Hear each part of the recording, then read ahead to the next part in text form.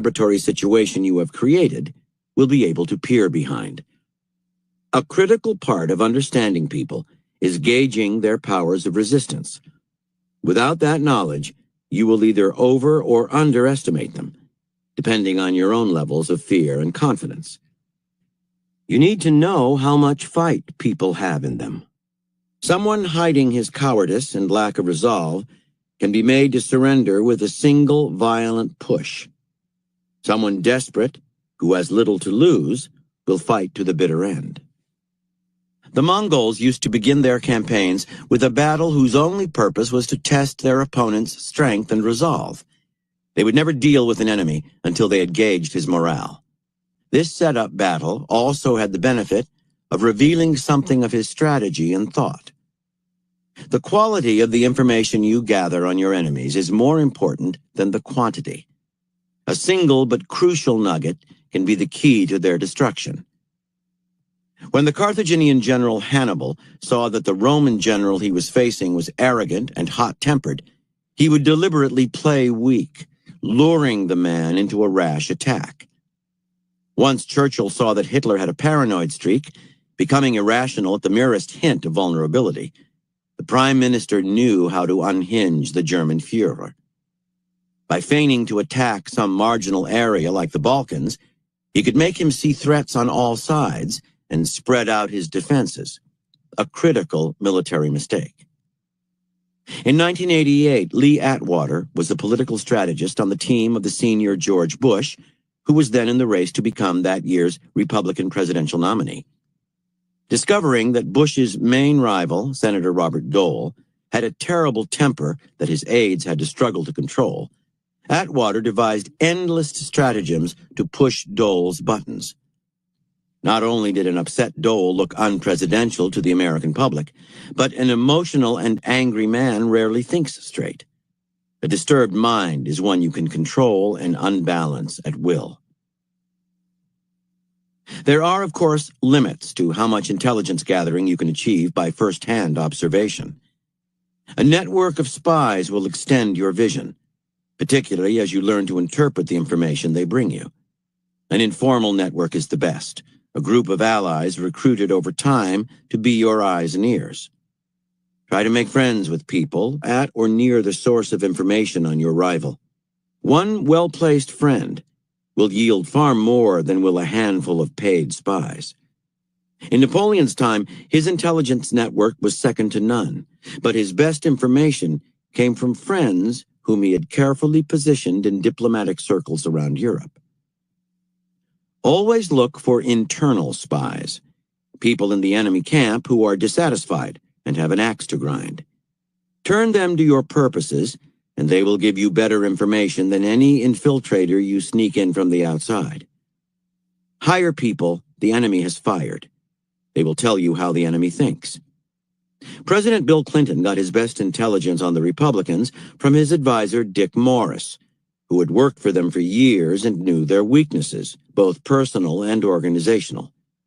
A warning: never rely on one spy, one source of information, no matter how good. You risk being played or getting slanted one-sided information. Many people leave a paper trail of writings, interviews, and so on that is as revealing as anything you can learn from a spy. Well before World War II, Adolf Hitler's book Mein Kampf supplied a blueprint of his thinking and intentions, not to mention endless clues to his psychology. His generals Erwin Rommel and Heinz Guderian also wrote about the new kind of blitzkrieg warfare they were preparing. People reveal a lot about themselves in their writing, partly intentionally — they are out to explain themselves after all — and partly helplessly to the skilled reader between the lines. Finally, the enemy you are dealing with is not an inanimate object that will simply respond in an expected manner to your strategies. Your enemies are constantly changing and adapting to what you are doing. Innovating and inventing on their own, they try to learn from their mistakes and from your successes. So your knowledge of the enemy cannot be static. Keep your intelligence up to date, and do not rely on the enemies responding the same way twice. Defeat is a stern teacher, and your beaten opponent today may be wiser tomorrow.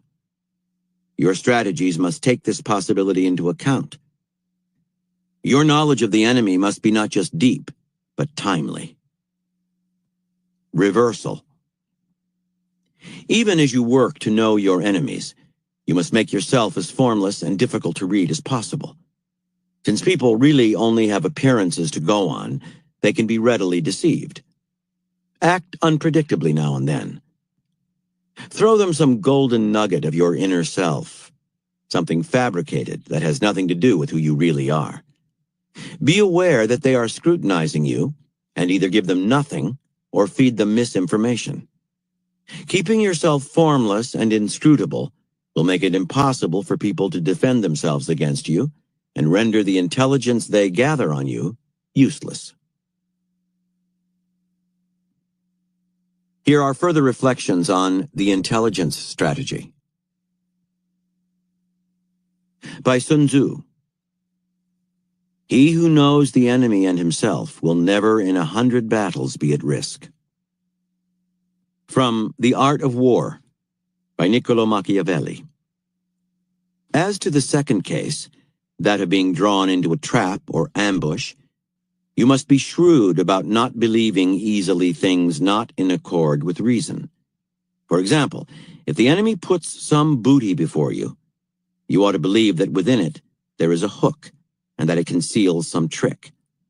If many of the enemy are put to flight by your few, if a few of the enemy assail your many, if the enemy turn in sudden flight, you ought to fear a trick. And you should never believe that the enemy does not know how to carry on his affairs. Rather, if you hope to be less deceived and run less risk, in proportion as your enemy is weaker, in proportion as he is less cautious, you should the more respect him. From Aesop's Fables. The Aging Lion and the Fox. A lion who was getting old and could no longer obtain his food by force decided that he must resort to trickery instead.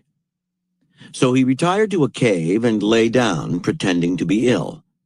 Thus, whenever any animals came to his cave to visit him, he ate them all as they appeared.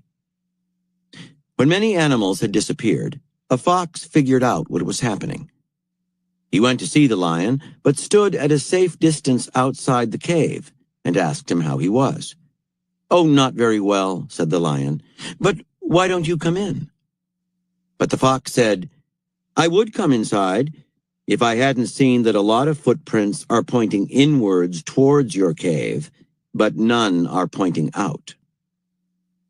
Wise men note the indications of dangers and thus avoid them. From Human, All Too Human, by Friedrich Nietzsche. Bait. Everyone has his price. This is not true, but there surely exists for everyone a bait he cannot help taking. Thus, to win many people over to a cause, one needs only to put on it a gloss of philanthropy, nobility, charitableness, self-sacrifice. And unto what cause can one not put it? These are the sweetmeats and dainties for their soul. Others have others. From The Tao of Spycraft, by Ralph D. Sawyer. Confucius's evaluation of Yang Hu, a man who had been forced to flee from one state to another because he proved greedy and disloyal each time he acquired power, provides a simple example of projecting behavior on the basis of constancy.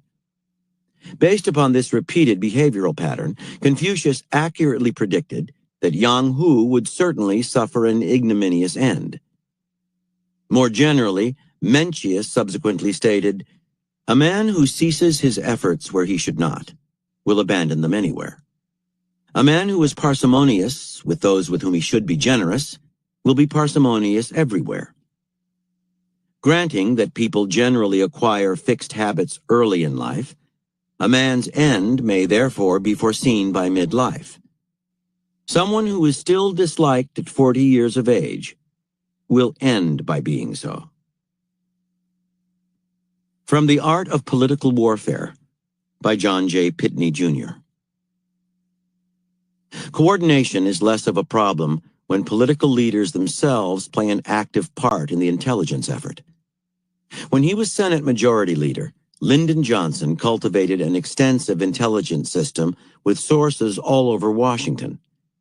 At one point in the 1950s, Johnson complained to a reporter that he was focusing on internal Democratic problems while failing to cover divisions in the Senate GOP. To make his point, he pulled out a memorandum on a recent private meeting at which the reporter and several of his colleagues had gotten a briefing on GOP factionalism from Senator Thurston Morton, the Republican from Kentucky. Roland Evans and Robert Novak recalled, "The intelligence system was a marvel of efficiency. It was also rather frightening." Even in the White House, Johnson believed in first-hand political intelligence. According to his aide, Harry McPherson, "I guess he called a lot of people, but I could usually count on it in the late afternoon as he woke up from his nap, that I would get a call which would usually say, 'What do you know?' McPherson would then pass along the latest news that he picked up from reporters and political figures."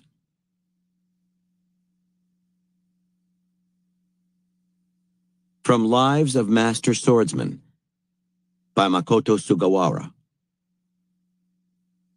In all the martial arts, in all the performing arts, and still more in all the forms of human behavior, a man's postures or moves are based on the movements of his invisible mind. In the Kage style of swordsmanship, a swordsman reads his opponent's mind through his postures or moves. What mind can penetrate his opponent's mind? It is a mind that has been trained and cultivated to the point of detachment, with perfect freedom. It is as clear as a mirror that can reflect the motions within his opponent's mind. When one stands face to face with his opponents, his mind must not be revealed in the form of moves. Instead, his mind should reflect his opponent's mind like water reflecting the moon. Again, from Lives of Master Swordsmen by Makoto Sugawara. When Munenori was granted an audience with the shogun, he sat down, put his hands on the tatami floor, as retainers always did to show their respect to their master. Suddenly, Iemitsu thrust a spear at the unsuspecting Munenori, and was surprised to find himself lying flat on his back. Munenori had sensed the shogun's intention before a move had been made, and swept Iemitsu's legs out from under him at the instant of the thrust.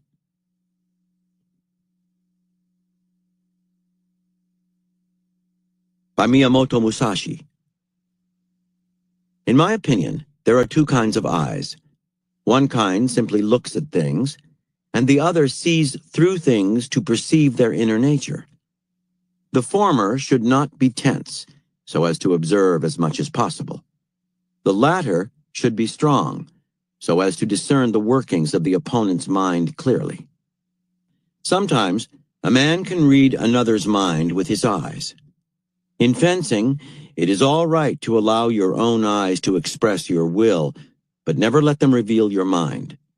This matter should be considered carefully and studied diligently. From Human, All Too Human by Friedrich Nietzsche. Anger as spy. Anger empties out the soul and brings even its dregs to light. That is why, if we know no other way of discovering the truth of the matter, we must know how to put our acquaintances, our adherents and opponents, into a rage, so as to learn all that is really being thought and undertaken against us. From the Book of Samuel.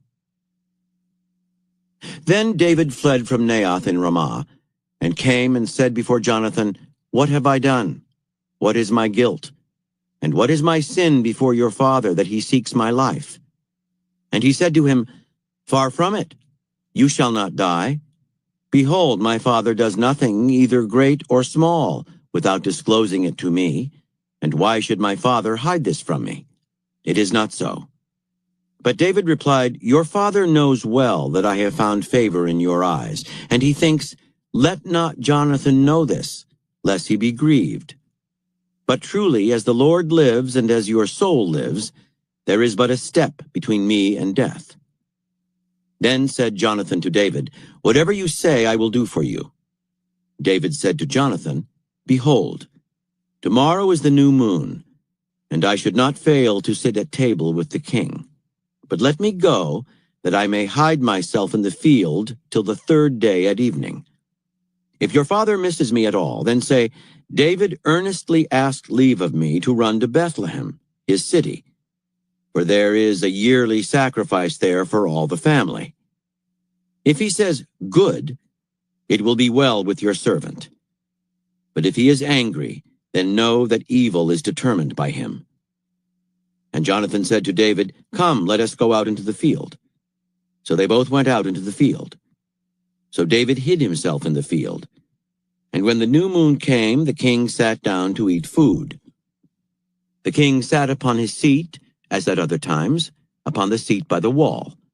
Jonathan sat opposite, and Abner sat by Saul's side, but David's place was empty.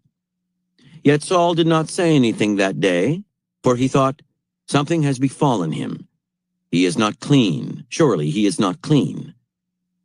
But on the second day, the morrow after the new moon, David's place was empty. And Saul said to Jonathan his son, "Why has not the son of Jesse come to the meal, either yesterday or today?" Jonathan answered Saul, "David earnestly asked leave of me to go to Bethlehem. He said, 'Let me go, for our family holds a sacrifice in the city, and my brother has commanded me to be there. So now, if I have found favor in your eyes, let me get away and see my brothers.' For this reason he has not come to the king's table." Then Saul's anger was kindled against Jonathan, and he said to him, "You son of a perverse, rebellious woman, do I not know that you have chosen the son of Jesse to your own shame, and to the shame of your mother's nakedness? For as long as the son of Jesse lives upon the earth, neither you nor your kingdom shall be established. Therefore send and fetch him to me, for he shall surely die." Then Jonathan answered Saul his father, "Why should he be put to death? What has he done?" But Saul cast his spear at him to smite him. So Jonathan knew that his father was determined to put David to death. And Jonathan rose from the table in fierce anger, and ate no food the second day of the month, for he was grieved for David, because his father had disgraced him. By Friedrich Nietzsche. Motive of attack. One attacks someone not only so as to harm him or to overpower him, but perhaps only so as to learn how strong he is. From Hagakure, the Book of the Samurai, by Yamamoto Tsunetomo. Last year at a great conference, there was a certain man who explained his dissenting opinion and said he was resolved to kill the conference leader if it was not accepted. His motion was passed. After the procedures were over, the man said, "Their assent came quickly. I think they are too weak and unreliable to be counselors to the master." From Warriors, Warfare and the Native American Indian, by Norman Bancroft Hunt. Colonel Joe Cremeny commented on their adeptness at seeming to disappear when he wrote, "An Apache can conceal his swart body amidst the green grass, behind brown shrubs or gray rocks, with so much address and judgment that any but the experienced would pass him by without detection at the distance of 3 or 4 yards, and noted that they will watch for days, scanning your every movement, observing your every act, taking exact note of your party and all its belongings. Let no one suppose that these assaults are made upon the spur of the moment, by bands accidentally encountered. Far from it. They are almost invariably the results of long watching, patient waiting, careful and rigorous observation, and anxious counsel." And lastly, from The Secret Agent by Joseph Conrad. In principle, I should lay it down that the existence of secret agents should not be tolerated, as tending to augment the positive dangers of the evil against which they are used. That the spy will fabricate his information is a commonplace. But in the sphere of political and revolutionary action, relying partly on violence, the professional spy has every facility to fabricate the very facts themselves and will spread the double evil of emulation in one direction and of panic, hasty legislation, unreflecting hate on the other. Chapter 14. Overwhelm resistance with speed and suddenness. The Blitzkrieg strategy.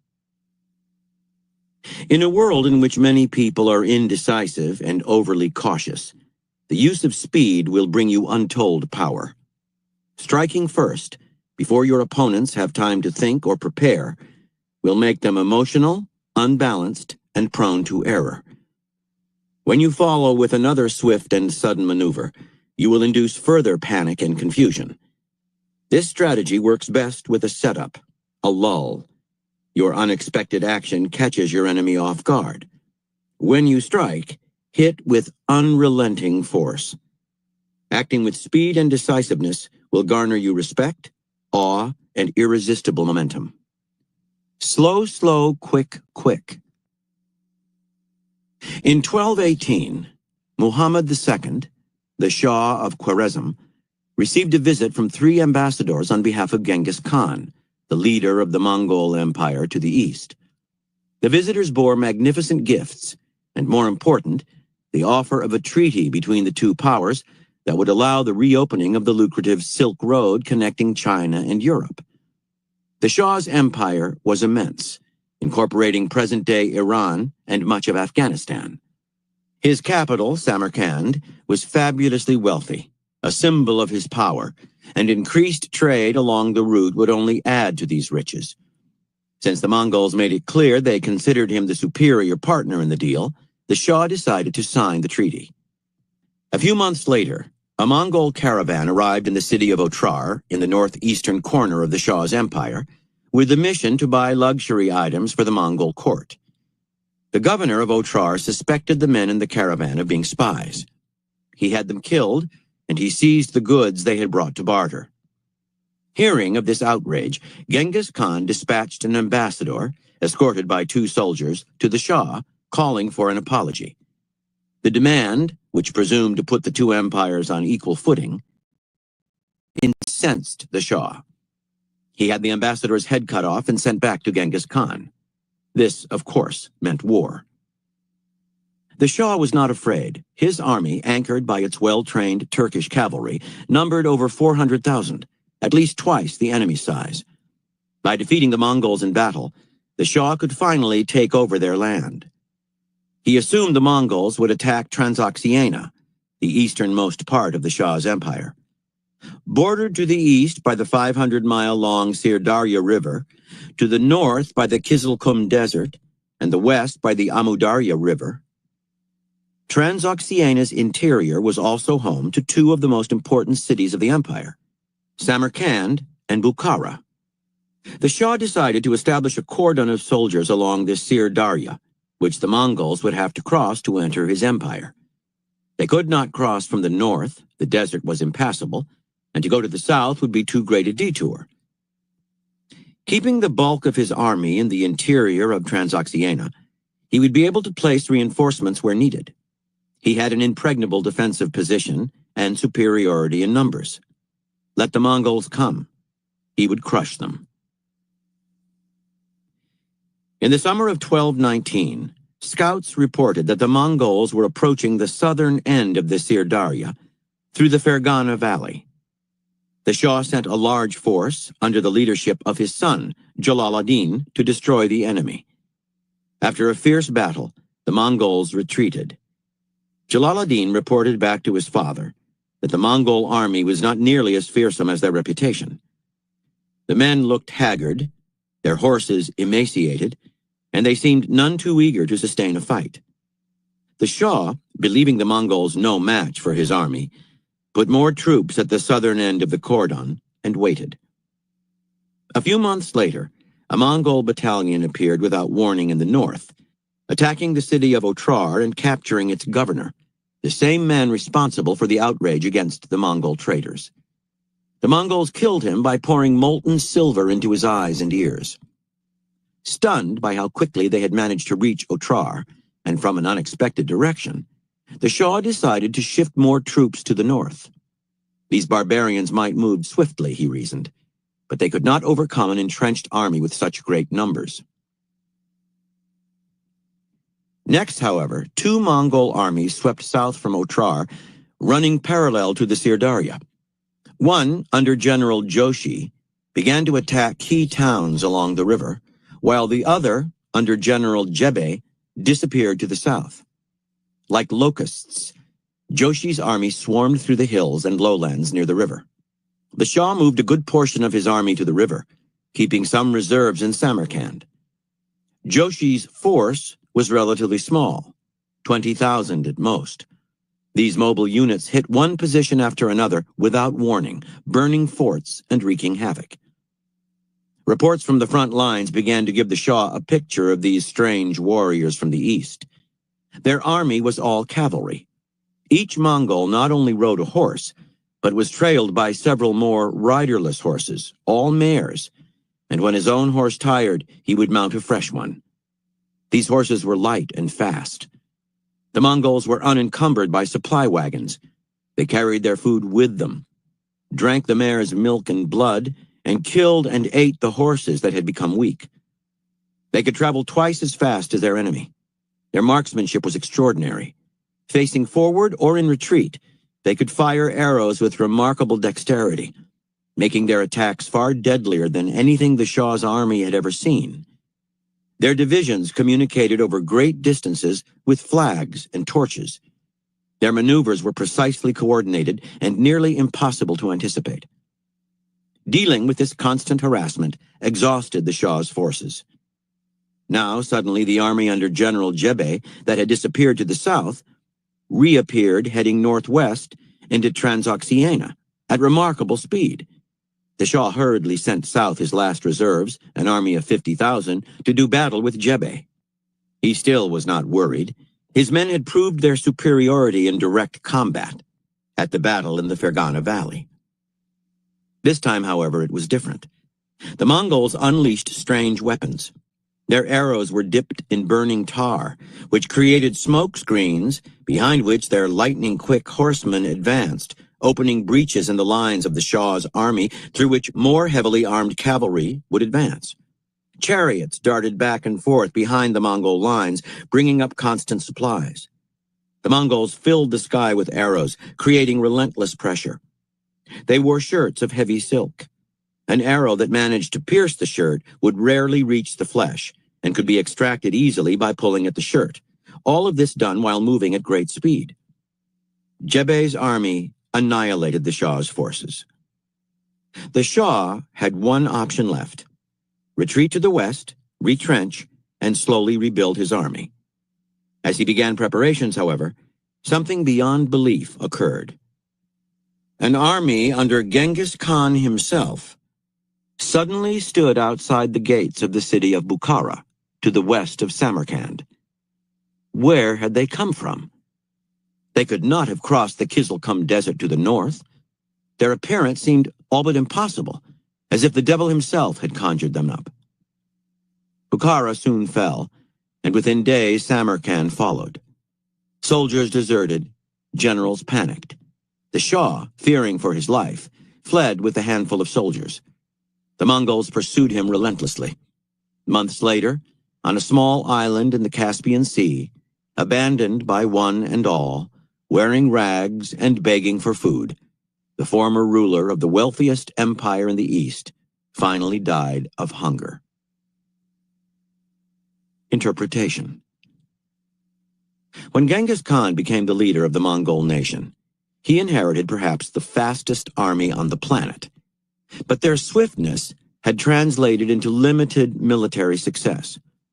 The Mongols might have perfected the art of fighting on horseback, but they were too undisciplined to exploit any advantage they gained this way or to coordinate for a large-scale attack. The genius of Genghis Khan was to transform the chaotic Mongol speed into something organized, disciplined, and strategic. He achieved this by adapting the ancient Chinese strategy of slow, slow, quick, quick.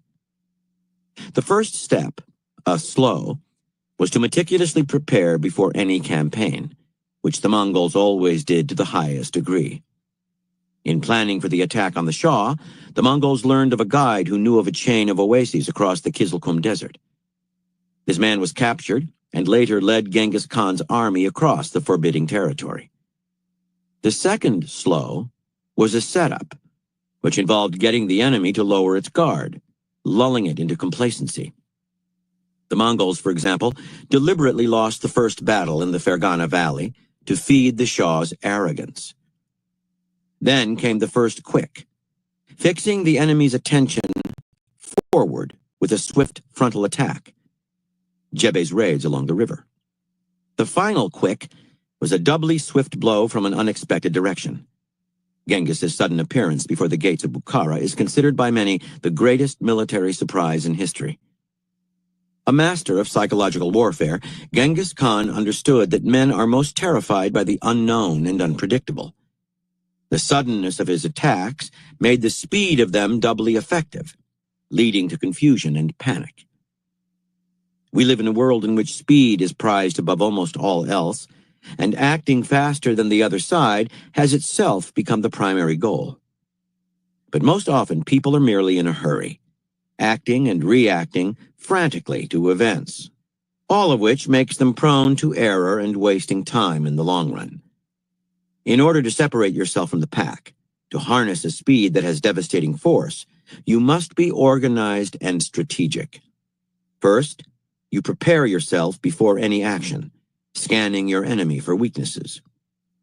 Then you find a way to get your opponents to underestimate you, to lower their guard. When you strike unexpectedly, they will freeze up. When you hit again, it is from the side and out of nowhere. It is the unanticipated blow that makes the biggest impact. By Xenophon. The less a thing is foreseen, the more fright does it cause. This is nowhere seen better than in war, where every surprise strikes terror even to those who are much the stronger. Keys to warfare. In May 1940, the German army invaded France and the Low Countries using a new form of warfare, the Blitzkrieg. Advancing with incredible speed, the Germans coordinated tanks and airplanes in an attack that culminated in one of the quickest and most devastating victories in military history. The success of the Blitzkrieg was largely due to the Allies' static, rigid defense, similar to the Shah's defense against the Mongols. When the Germans breached this defense, the Allies could not adjust or react in time. The Germans advanced faster than their enemy could process what was happening. By the time the Allies decided upon a counter-strategy, it was too late. Conditions had changed. They were always a step behind. Now, more than ever, we find ourselves dealing with people who are defensive and cautious, who begin any action from a static position. The reason is simple. The pace of modern life is increasingly growing faster, full of distractions, annoyances, and interruptions. The natural response for many is to retreat inward, to erect psychological walls against the harsh realities of modern life. People hate the feeling of being rushed and are terrified of making a mistake. They unconsciously try to slow things down,